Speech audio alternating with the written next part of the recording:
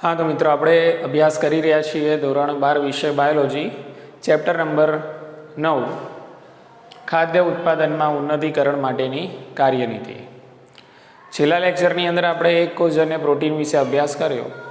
હવે આ ચેપ્ટરનો છેલ્લો મુદ્દો આપણે આજે અભ્યાસ કરવાનો છે અને એની સાથે આપણે આજનું આ ચેપ્ટર છે પૂરું કરીશું।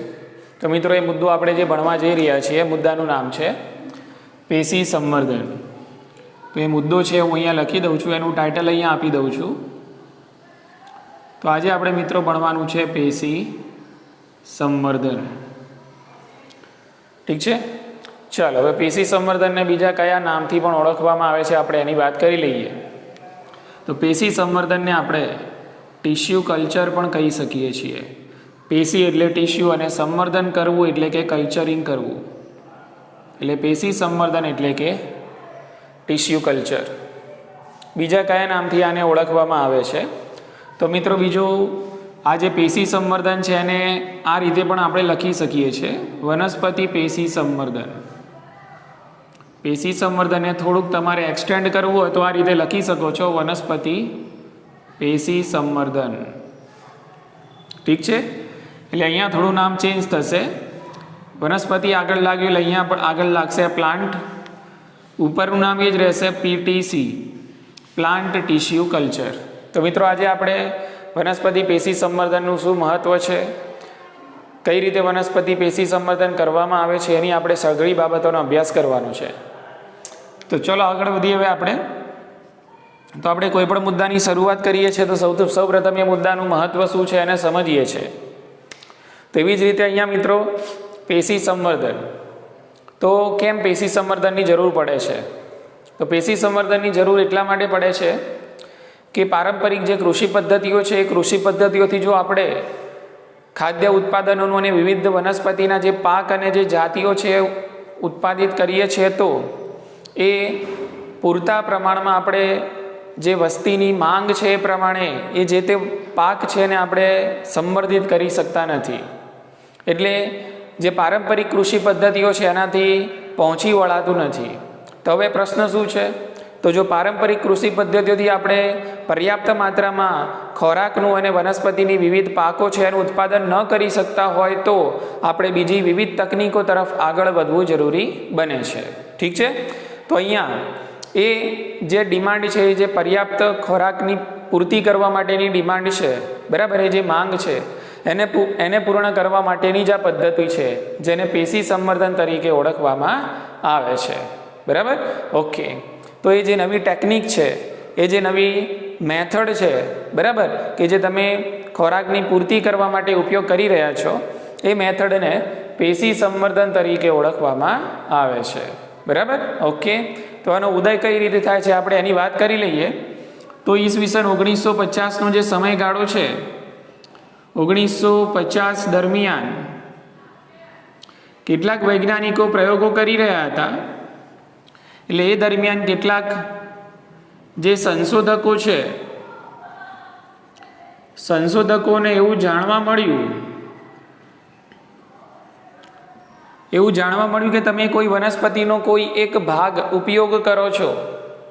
એ વનસ્પતિનો ભાગ એટલે કે એ વનસ્પતિનો કોઈ એક કોષ પણ હોઈ શકે છે, વનસ્પતિની કોઈ એક પેશી પણ હોઈ શકે છે અને વનસ્પતિનો કોઈ એક પ્રકાંડ, મૂળ કે પર્ણ પણ હોઈ શકે છે। ઠીક છે, તો વનસ્પતિનો તમે કોઈ એક ભાગ છે એનો ઉપયોગ કરીને એને તમે જો યોગ્ય સંવર્ધન માધ્યમની અંદર સંવર્ધિત કરો છો તો એમાંથી એક આખો સંપૂર્ણ છોડ તમે વિકસાવી શકો છો। ઠીક છે, ઓકે। તો આવું જાણવા મળ્યું વિવિધ પ્રયોગો દરમિયાન 1950 દરમિયાન કેટલાક સંશોધકોને આવું જાણવા મળ્યું। તો અહીંયા આપણે એનું શાબ્દિક વર્ણન છે લખી દઈએ। તેમને જાણવા મળ્યું કે નિવેશ્યમાંથી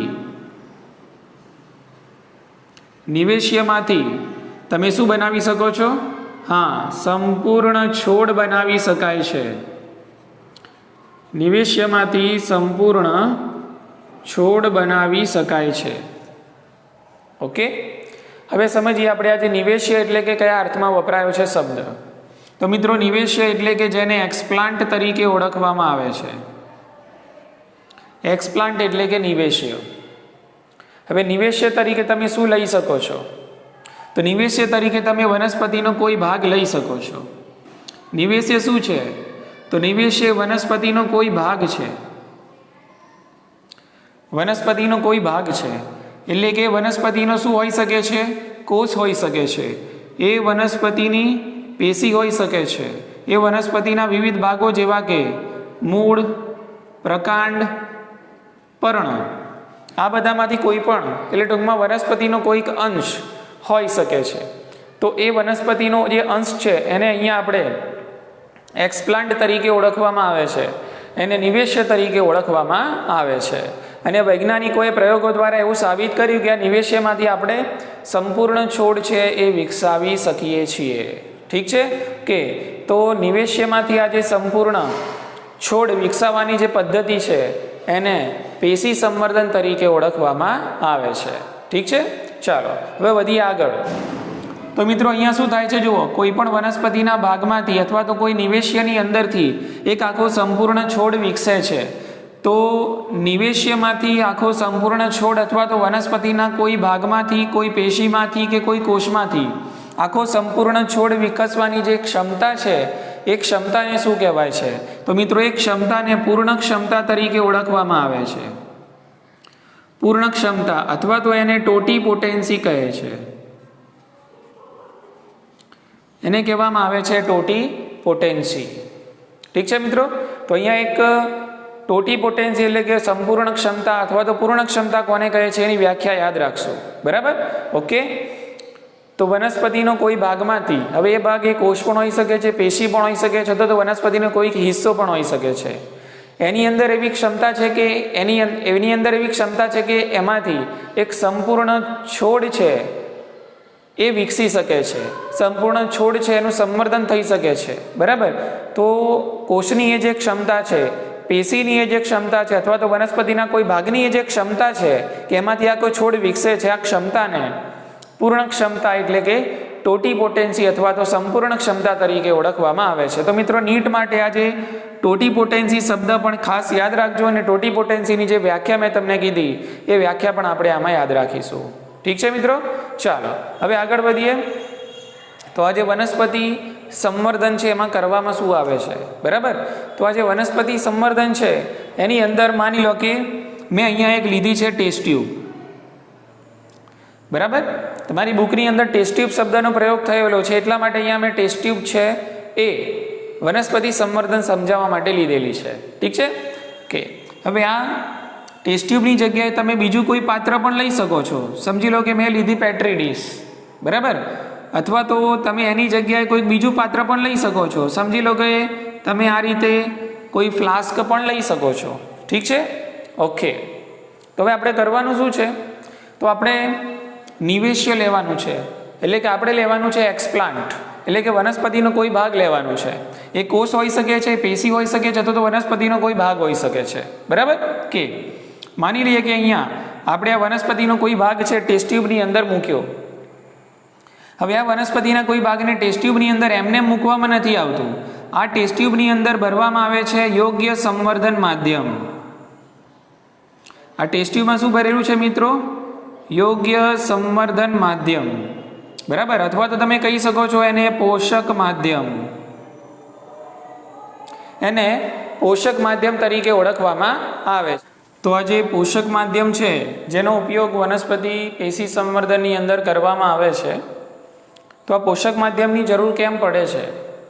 તો સમજી લો કે તમે અહીંયા વનસ્પતિનો કોઈ ભાગ લીધેલો છે. હવે વનસ્પતિના કોઈ ભાગમાંથી અથવા તો કોઈ પેશી અથવા તો કોઈ કોષમાંથી તમારે વૃદ્ધિ કરવી છે તો એમાં કોષ વિભાજન થશે અને કોષ વિભાજન કરવા માટે આવશ્યક પોષક તત્વોની જરૂર પડતી હોય છે.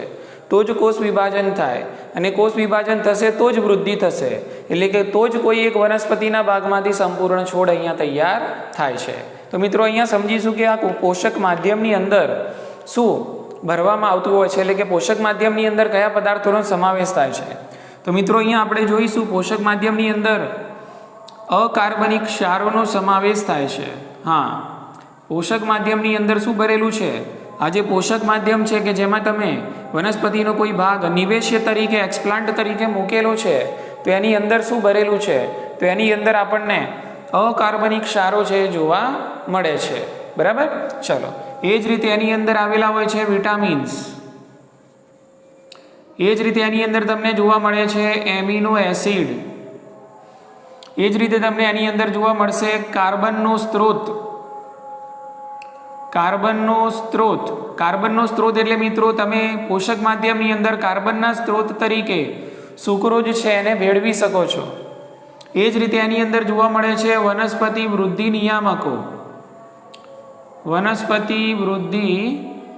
નિયામકો, બરાબર. તો વનસ્પતિ વૃદ્ધિ નિયામકોની અંદર બે નામ તમારે ખાસ યાદ રાખવાના છે કે નીટ માટે અગત્યના છે. ને આપણે વનસ્પતિમાં વૃદ્ધિ અને વિકાસવાળું જે ધોરણ 11નું ચેપ્ટર હતું વનસ્પતિ દેહ ધર્મ વિદ્યામાં છેલ્લું ચેપ્ટર એની અંદર પણ ભણી ગયેલા છીએ. તો એ જે વનસ્પતિ વૃદ્ધિ નિયામકો છે એમાંનો એક વૃદ્ધિ નિયામક છે એને ઓક્ઝિન તરીકે ઓળખવામાં આવે છે, અને એક વૃદ્ધિ નિયામક છે એને આપણે શું કહીએ છીએ મિત્રો?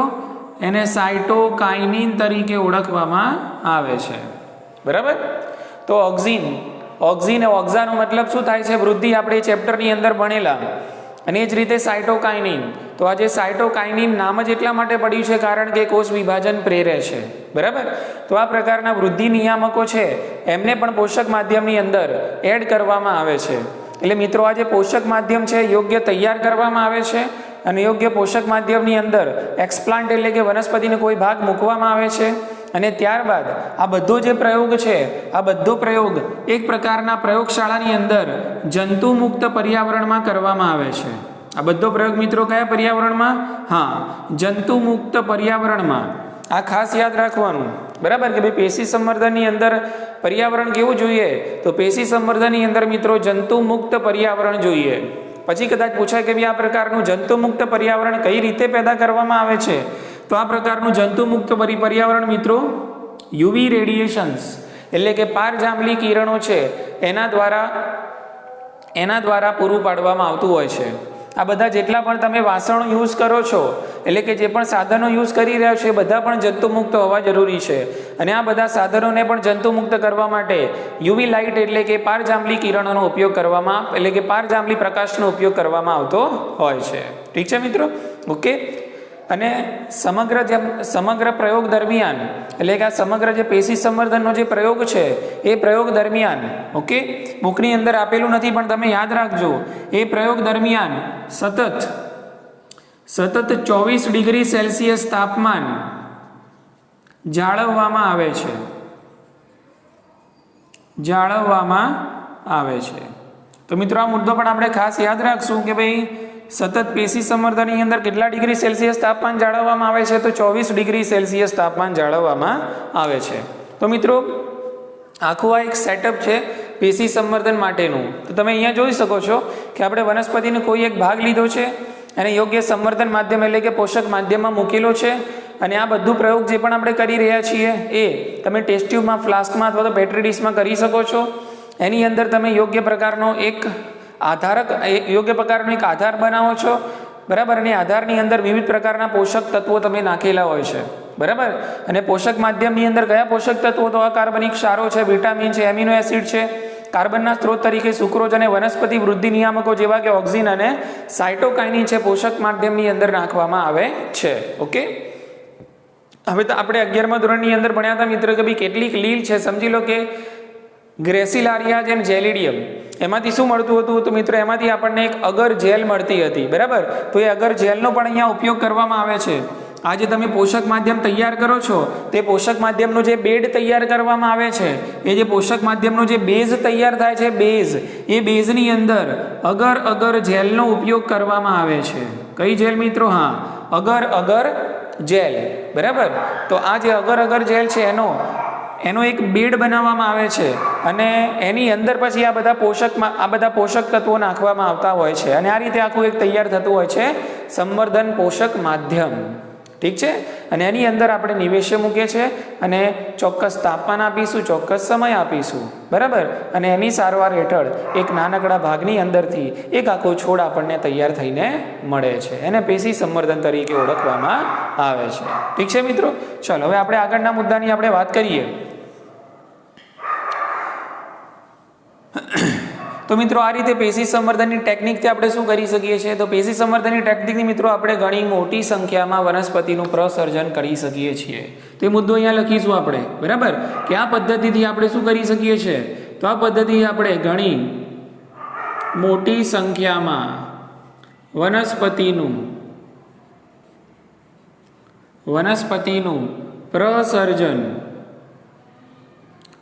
પ્રસર્જન કરી શકાય છે. ઠીક છે, ઓકે. તો આ રીતે આપણે હજારોની સંખ્યામાં છે વનસ્પતિનું સંવર્ધન કરી શકીએ છીએ. તે મુદ્દો પણ આપણે લખીશું કે તો હજારોની સંખ્યામાં વનસ્પતિનું સર્જન કરાય છે. તો મિત્રો આ રીતે હજારોની સંખ્યામાં વનસ્પતિનું સર્જન કરવાની આ જે પદ્ધતિ છે એ પદ્ધતિને સૂક્ષ્મ પ્રવર્ધન એટલે કે માઇક્રો પ્રોપોગેશન તરીકે ઓળખવામાં આવે છે. ઠીક છે મિત્રો, કે તો આને આપણે અહીંયા લખીશું. તો આ જે હજારોની સંખ્યામાં આ રીતે વનસ્પતિનું સર્જન કરવાની જે પદ્ધતિ છે એને સૂક્ષ્મ પ્રવર્ધન અથવા તો અંગ્રેજીમાં એને આપણે કહીએ છીએ માઇક્રો પ્રોપોગેશન. એને માઇક્રો પ્રોપોગેશન તરીકે ઓળખવામાં આવે છે. ઠીક છે મિત્રો, ઓકે. તો માની લઈએ કે સમજી લો કે આપણી જોડે આ એક વનસ્પતિ હતી, બરાબર, ઓકે. હવે વનસ્પતિનો કોઈ એક ભાગ આપણે લીધો તો એને યોગ્ય સંવર્ધન માધ્યમમાં મૂક્યો. એ રીતે આ જ વનસ્પતિમાંથી આપણે, બરાબર, આ જ વનસ્પતિમાંથી આપણે એ રીતે ચોક્કસ ભાગ લેતા જઈએ છીએ અને એને અલગ અલગ સંવર્ધન માધ્યમમાં મૂકતા જઈએ છીએ. તો આની અંદરથી આપણને જેટલી પણ આ રીતે હજારોની સંખ્યામાં જે વનસ્પતિ મળે છે આ બધી વનસ્પતિ એની જે મૂળ વનસ્પતિ છે એના જેવી જ લાગે છે, બરાબર. એટલે આ વનસ્પતિનો આપણે સ્ત્રોત તરીકે ઉપયોગ કરીએ છીએ. આમાંથી કોઈ એક વનસ્પતિનો ભાગ પેશી અથવા તો કોષ નિવેશ્ય તરીકે લઈએ છીએ, એને યોગ્ય સંવર્ધન માધ્યમમાં મૂકીએ છીએ અને આ વનસ્પતિ સંવર્ધનની પ્રક્રિયાથી આ રીતે હજારોની સંખ્યામાં આપણે વનસ્પતિના છોડ છે મેળવી શકીએ છીએ. એટલે અહીંયા જે વનસ્પતિ છે એનું સંવર્ધન થાય છે એ વનસ્પતિ એની મૂળ વનસ્પતિના જેવી જ લાગે છે, બરાબર, ઓકે. તો આ બધા એકબીજાના શું કહેવાશે? તો આ બધા એકબીજાના સોમા ક્લોન્સ તરીકે ઓળખવામાં આવે છે. તો આને શું કહેવાય છે મિત્રો? સોમા ક્લોન્સ. ઠીક છે, તો આ એક વસ્તુ ખાસ યાદ રાખવાની છે, બરાબર. તો આ રીતે વનસ્પતિ પેશી સંવર્ધનથી આપણે, બરાબર, એટલે કે આ જે સૂક્ષ્મ પ્રવર્ધન છે એ રીતે આપણે હજારોની સંખ્યામાં વનસ્પતિનું પ્રવર્ધન કરી શકીએ છીએ. અને અહીંયા જે વનસ્પતિના છોડ તમને પ્રાપ્ત થશે એ અસલમાં એની મૂળ વનસ્પતિના જેવા જ લાગે છે. એની અંદર કોઈ પણ પ્રકારની જનીનિક ભિન્નતા જોવા મળતી નથી, બરાબર. તો આ બધા એકબીજાના શું કહેવાશે? આ બધા એકબીજાના સોમા ક્લોન્સ તરીકે ઓળખવામાં આવે છે.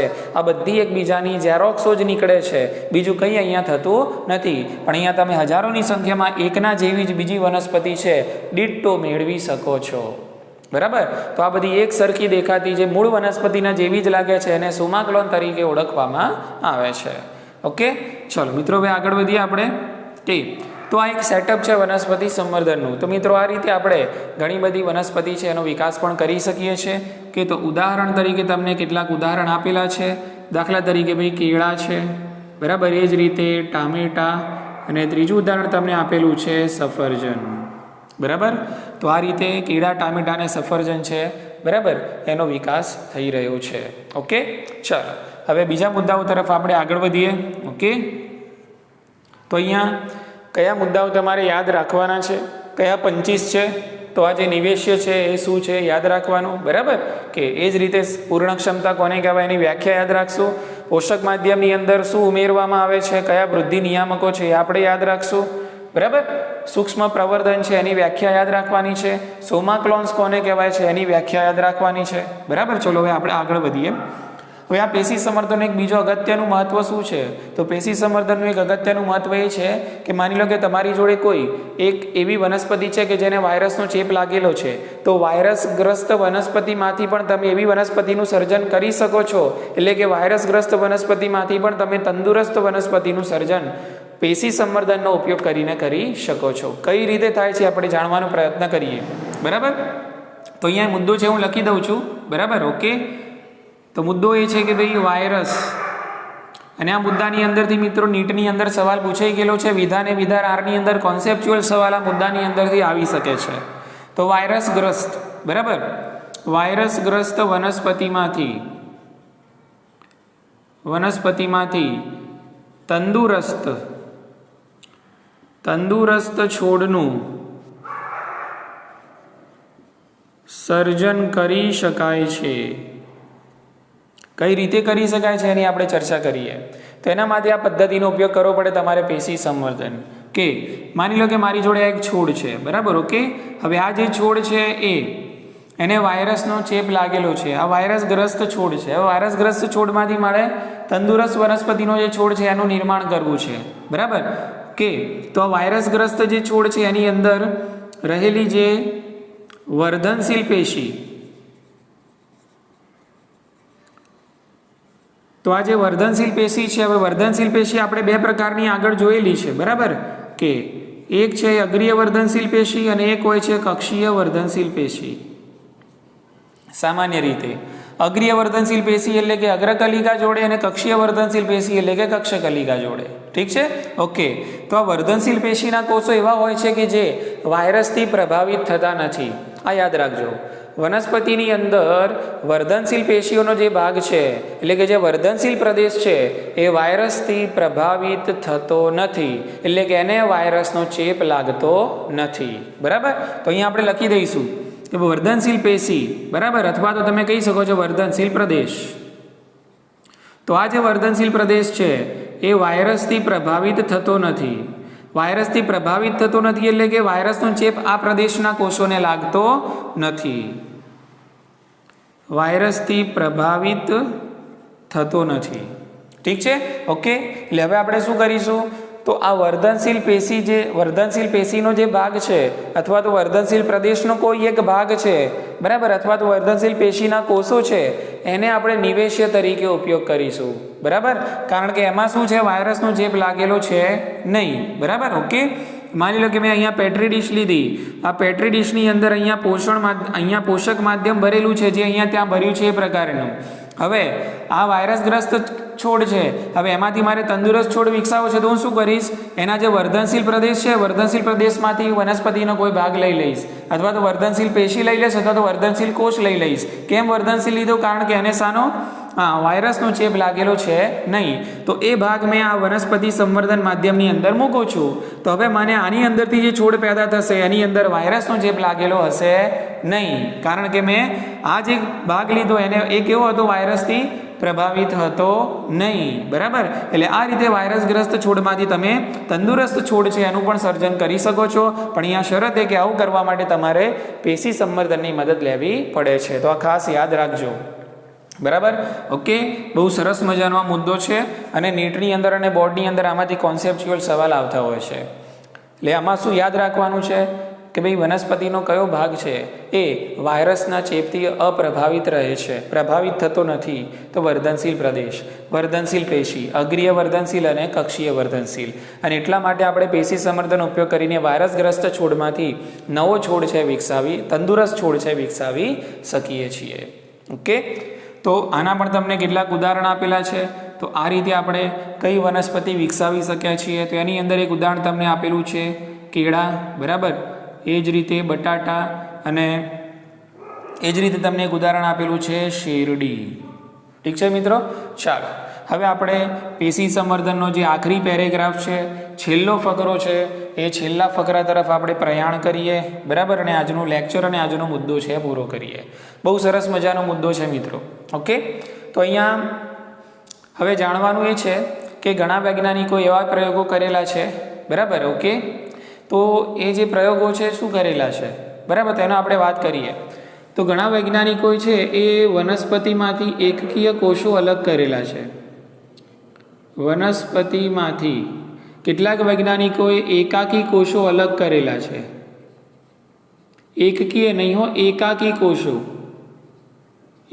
કોષો અલગ તારવેલ છે. તો માની લો કે ચલો આ રીતે મારી જોડે એક વનસ્પતિ કોષ છે અને આ વનસ્પતિ આ એક કોષ છે એને મેં અલગ તારવી લીધો, બરાબર છે, ઓકે. મેં અલગ કરી લીધો. આ થઈ ગયો મારો એકાકી કોષ. હવે આપણે જાણીએ છીએ પ્રમાણે કે ભાઈ વનસ્પતિમાં સૌથી બહારની બાજુએ શું હોય છે? વનસ્પતિમાં સૌથી બહારની બાજુએ આવેલી હોય છે કોષ દિવાલ. વનસ્પતિમાં સૌથી બહારની બાજુએ કોષ દિવાલ આવેલી હોય છે, આપણે બધાએ જાણીએ છીએ. ઓકે, હવે વૈજ્ઞાનિકો શું કરે છે? આ જે કોષ દિવાલ છે એ કોષ દિવાલનું સારવાર આપે છે અને કોષ દિવાલનું પાચન થાય છે. કોષ દિવાલનું શું થાય છે? પાચન થાય છે. હવે અહીંયા તમને જે મળશે એ બધું કોષ દિવાલ વગરનું મળશે. તો અહીંયા કોષ દિવાલ વગરનું જે તમને મળે છે એને જીવરસ તરીકે ઓળખવામાં આવે છે. અંગ્રેજીમાં એને કહેવાય છે પ્રોટોપ્લાઝમ. તો અહીંયા મિત્રો યાદ રાખવાનું છે, જીવરસ અને કોષરસ બંને અલગ અલગ વસ્તુઓ છે. બરાબર? ઓકે, અહીંયા હું કોષરસ પણ લખું છું એટલે તમને ખ્યાલ આવી જાય. બરાબર? કે કોષરસ એટલે સાયટોપ્લાઝમ થાય. કોષરસ એટલે પેલું શું થશે? સાયટોપ્લાઝમ. બરાબર? તો આ જીવરસ છે શું છે? જુઓ, જીવરસ. બરાબર? એનો મતલબ એમ કે એની અંદર જીવંત ઘટકોનો સમાવેશ થાય છે. આ કોષ દિવાલ શું છે? આપણે ધોરણ 11 ની અંદર ચેપ્ટર નંબર 8માં ભણી ગયા, કોષ જીવનનો એકમ, કે પહેલા જ જોયેલું કે આ કોષ દિવાલ એ બીજું કંઈ જ નહીં પણ કોષનો એક નિર્જીવ ઘટક છે. બરાબર? એટલે આ નિર્જીવ ઘટકનો જીવરસની અંદર સમાવેશ થતો નથી.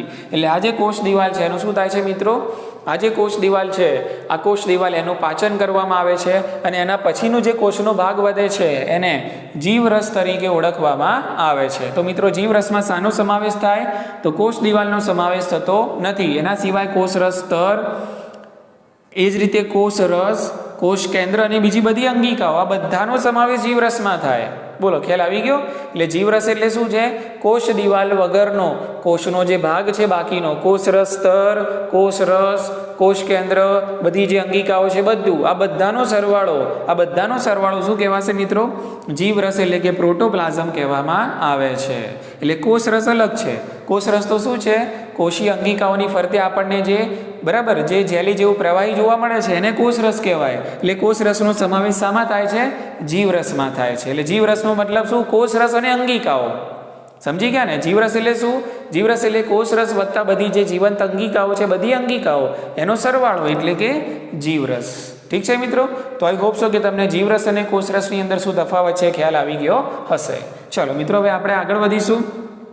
કે તો વૈજ્ઞાનિકો હવે શું કરે છે કે ભાઈ તમને કોઈ બે વનસ્પતિ હોય, એ બે વનસ્પતિની કોઈ લાક્ષણિકતાઓ ગમતી હોય, બરાબર? તો આપણે કોઈ એક વનસ્પતિના એ બે અલગ અલગ તમને જે લાક્ષણિકતાઓ ગમે છે એ ગમતી લાક્ષણિકતાઓવાળા જે અલગ અલગ વનસ્પતિના કોષો છે એને આપણે અલગ તારવીએ છીએ. આ બંનેને આપણે શું દૂર કરીએ છીએ? કોષ દિવાલ દૂર કરીએ છીએ અને આ બંનેના મેળવીએ છીએ આપણે જીવરસ. બરાબર? કે તો આને આપણે નામ આપી દઈએ જીવરસ એ અને જીવરસ બી. ખ્યાલ આવી ગયો? તો ઈચ્છિત લાક્ષણિકતાઓ ધરાવતા બે અલગ અલગ કોષોના જીવરસને જીવરસ આપણે મેળવ્યા. હવે આ બંનેના જે જીવરસ છે એનું સંયુગ્મન કરવામાં આવે છે. બરાબર? આ બંનેના જીવરસનું આપણે શું કર્યું? સંયુગ્મન એટલે કે એક પ્રકારનું સંકરણ કરીએ છીએ. ક્લિયર ને? ઓકે, અને આ થયું જીવરસ સંયુગ્મન. આને આપણે કહીએ છીએ જીવરસ સંયુગ્મન. બોલો, ઠીક છે? ઓકે, તો આ રીતે આપણને જે પ્રોડક્ટ મળશે જીવરસના સંયુગ્મનથી, બરાબર, એ જે પ્રોડક્ટ છે એને શું કહેવામાં આવે છે? તો એને કહીશું આપણે દૈહિક સંકર. બરાબર? ઓકે, અને આ જે ઘટના છે એને કહેવાય દૈહિક સંકરણ. આ જે પ્રક્રિયા છે એ પ્રક્રિયાને દૈહિક સંકરણ તરીકે ઓળખવામાં આવે છે. દૈહિક સંકર એટલે કે સોમેટિક હાઇબ્રિડ. બરાબર? અને દૈહિક સંકરણ એટલે કે સોમેટિક હાઇબ્રિડાઇઝેશન. Somatic hybridisation. બોલો, ખ્યાલ આવી ગયો મિત્રો? ઓકે, તો આ રીતે બે ઈચ્છિત લક્ષણો ધરાવતા વનસ્પતિના જે કોષો છે એને આપણે પહેલાં અલગ કર્યા, એમાંથી એમનું જીવરસ છે એ મેળવ્યું ને બંને જીવરસને આપણે શું કર્યું? સંકરણ કર્યું. બરાબર? તેને જીવરસનું સંયુગ્મન અથવા જીવરસનું સંકરણ કહેવામાં આવે છે. તો એમાંથી જે પ્રોડક્ટ મળી એને દૈહિક સંકર કહીશું, સોમેટિક હાઇબ્રિડ. અને આ જે ઘટના છે આ પ્રક્રિયાને દૈહિક સંકરણ તરીકે ઓળખવામાં આવે છે. તો મિત્રો આ રીતે ઈચ્છિત લક્ષણો ધરાવતા જે જીવરસ છે એ જીવરસનું પણ સંકરણ એટલે સંયુગ્મન કરવામાં આવતું હોય છે. ઠીક છે? તો આવું આપણે એક નાનકડા ઉદાહરણ દ્વારા સમજવાનો અહીંયા પ્રયત્ન કરીએ છીએ. ઓકે, તો ધ્યાન રાખો, અહીંયા સમજી લો. ઓકે, એવી કલ્પના કરીએ આપણે કે ભાઈ આપણે ટામેટાના કોષનો જીવરસ છે એ લીધો છે, બરાબર, અને એનું સંકરણ આપણે કરાવીએ છીએ બટાકાના કોષના જીવરસ સાથે. કોના કોષના જીવરસ સાથે મિત્રો? બટાકાના કોષના જીવરસ સાથે. ઠીક છે? ઓકે, તો આ જે ટામેટા છે એને આપણે ટોમેટો કહીએ છીએ, આ જે બટાકા એને અંગ્રેજીમાં આપણે પોટેટો કહીએ છીએ, બરાબર ને? ઓકે, તો માની લો કે આ જે છે ટામેટાના કોષનો જીવરસ અને આ છે બટાકાના કોષનો જીવરસ, કે તો આ બંને જે કોષોના જીવરસ છે એનું આપણે સંયુગ્મન કરીએ છીએ અને આના કારણે આપણને જે પ્રોડક્ટ મળે છે, બરાબર ને, આવી પ્રોડક્ટ આપણે વિકસાવવા સફળ પણ થયા છીએ, બરાબર ને? તો આ જે પ્રોડક્ટ મળી એને શું કહીશું મિત્રો? એને પોમેટો કહેવાય છે. તો આ ખાસ યાદ રાખજો, પોમેટો એટલે શું પૂછાય છે? તો પોમેટો શાનું મિશ્રણ છે? તો પોમેટો એ ટામેટાના કોષનો જીવરસ, બરાબર, અને બટાકાના કોષનો જીવરસ, આ બંનેના જીવરસનું સંકરણ છે અને એને પોમેટો તરીકે ઓળખવામાં આવે છે. પણ અનફોર્ચ્યુનેટલી, બરાબર, આ જે પોમેટો તમને મળે છે એની અંદર ઈચ્છિત લક્ષણોનો વિકાસ આપણને જોવા મળતો નથી, એટલે આનું વ્યવસાયિક કોઈ મહત્વ નથી, બરાબર? ઓકે, આનું વ્યવસાયિક કોઈ મહત્વ છે નહીં. કેમ? કારણ કે આ પોમેટોની અંદર આપણને જેવા લક્ષણો જોઈએ છે એવા લક્ષણો, ઈચ્છિત લક્ષણો આપણે આ પોમેટોની અંદર વિકસાવી શક્યા નથી અને એટલા માટે આ પોમેટોનું કોઈ વાનસ્પતિક મહત્વ આપણને જોવા મળતું નથી. ઠીક છે મિત્રો? કે તો અહીંયા બહુ સરસ મજાનો મુદ્દો તમને અહીંયા આ મુદ્દો જે છે એ પણ કોન્સેપ્ચ્યુઅલ છે આખો, બરાબર? હવે વૈજ્ઞાનિકો વનસ્પતિમાંથી એકાકી કોષ છે એને અલગ કરી શકે છે, પછી એની કોષ દિવાલ છે એને અલગ કરીને જીવરસ મેળવે છે. જીવરસ એટલે કોષ દિવાલ વગરનો બધો જેટલો પણ ભાગ છે એને જીવરસ કહેવાય છે. જીવરસ કોષરસથી કઈ રીતે અલગ પડે છે મેં તમને સમજાવ્યું. બંને જે ઈચ્છિત લક્ષણો ધરાવતા અલગ અલગ કોષોના જીવરસનું આપણે અહીંયા સંકરણ સંયુગ્મન કરીએ છીએ, એનાથી જે તમને પ્રોડક્ટ મળે છે, નીપજ મળે છે એને દૈહિક સંકર કહીશું, બરાબર? અને આ પ્રક્રિયાને દૈહિક સંકરણ કહીશું. હવે ઉદાહરણ તરીકે ધારી લઈએ, કલ્પના કરી કે આપણે ટામેટા અને બટાકાના જીવરસ છે એને ભેગા કરીએ છીએ, તેના ભેગા કરવાથી આપણે શું વિકસાવી શક્યા છીએ? પોમેટો વિકસાવી શકીએ છીએ. અને આ જે પોમેટો છે વ્યવસાયિક કોઈ મહત્વ ધરાવતું નથી, કારણ કે આપણે એની અંદર ઈચ્છિત લક્ષણોનો વિકાસ કરી શક્યા નથી. ઠીક છે મિત્રો? તો આ બધું જ તમારે યાદ રાખવાનું છે. શાની અંદર? પેશી સંવર્ધનની અંદર. તો આઈ હોપ સો કે તમને આ લેક્ચરની અંદર ખબર પડી હશે. ઠીક છે? ઓકે, તો અહીંયા આપણે આ ખાદ્ય ઉત્પાદનમાં ઉન્નતીકરણ માટેની કાર્યનીતિનું જે ચેપ્ટર છે પૂરું કરીએ છીએ, બરાબર? જે દિવસે વિડીયો જુઓ મિત્રો એ દિવસે આ લેક્ચરની તૈયારી કરી લેવી. Okay, thank you very much.